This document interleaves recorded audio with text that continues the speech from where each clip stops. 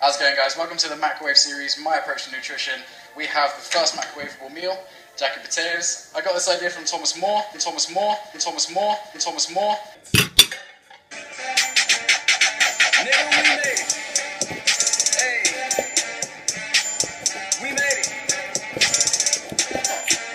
That's odd.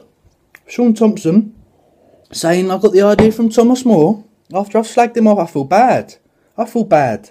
Hey, listen. I don't feel bad. I'm a realist. If someone asks me my opinion on something, I'll happily say it. But, well done, Shawnee. Cheers for the love, homie. It's back day today. I'm training with Sean Thompson. I'm joking. But, yeah, it's back day today. I might as well show you what I'm eating. And I think it's only Optimum Nutrition's Amino Energy that I've got to review. Do a little bit of casein as well, even though I'm not a huge fan of casein. Because when we go to bed, really, we don't rely on an amino acid as the supposed marketed values of a casein. The best thing to have before bedtime is usually something like carbohydrate based. Fructose is a good idea because when we are sleeping, the liver is used and is usually drained of glycogen. So that's why I recommend carbs before bed. So ignore the myth, carbs after 6. Shut up.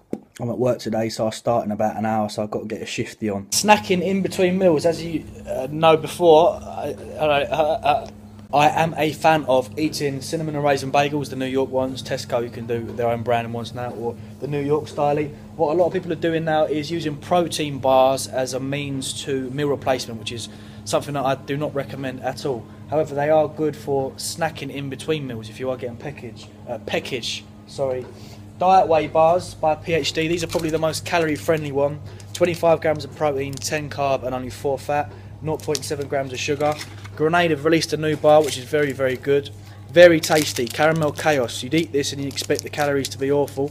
But there's only 7 grams of fat, 13 carb and only 1.4 grams of sugar. And of course, Quest bars. They're sort of daddy in terms of snacking between meals on bars. Very high in fibre, high in protein, low fat, low sugar. Now if you're bulking and you're not really giving a fuck, you're full YOLO, then Simp for 6. Simp for 6 have got some mad calories in terms of bulking in between meals, which is very, very good. Taste the USN Protein Delight. These cookies and cream flavours spot on, and so is the USN Protein Delight Yogurt Almond Toffee. Very, very good. My preferred choice for this current bulk, and the guy who I work with, James as well, Big James, we love the old Maxi Gain Pro Gain bars. Now, I'm not a fan of Maxi Muscle products at all, apart from their bars. Their mass and size, chocolate, raisin, hazelnut. The calories are spot on for bulking. You've got 46 grams of carbs in there, only 7 grams of sugar, and only 8 grams of fat, 24 grams of protein. So if you're on a bulk, or you're finding it hard to get in some carbs, and you don't want to rely on weight gainers, get one of these down your neck. And for those people that keep asking, I work in the GNC Bromley, the lovely Bromley High Street. It's over there. So pop in any time and say hello. I'm usually working all day, every day, 24/7, 365 days. Ladies and gentlemen, good evening. We have got another one. Amino Energy by Optimum Nutrition. This is a branched chain amino acid, but it's got added caffeine, glutamine, L-arginine. So it's considered a bit of a pre-workout, really, compared to the Pro BCAAs. It's 9 o'clock now. We've got back down at Oakley Fitness in Pettswood this evening. This packet is 2 servings, so half the pack has got 1,000 milligrams of L-glutamine, even though that's pointless. We've got isoleucine, valine, beta-alanine, and 100 milligrams of caffeine. This is pineapple flavour. I do love a pineapple flavoured supplement. I'm only going to have half, which is 100 milligrams. Oh, it smells very fruity. Right. Pooh. Pineapple. Optimum Nutrition do not go wrong with their flavourings. If you walked up to someone in the street and gave them that, they think that's just pineapple juice. Right, let's go and train some back. We're doing 5 sets of deadlifts, bent over rows, lat pull downs, straight arm pull downs. Just go and fuck it up, really. In a bit. Last review of the day.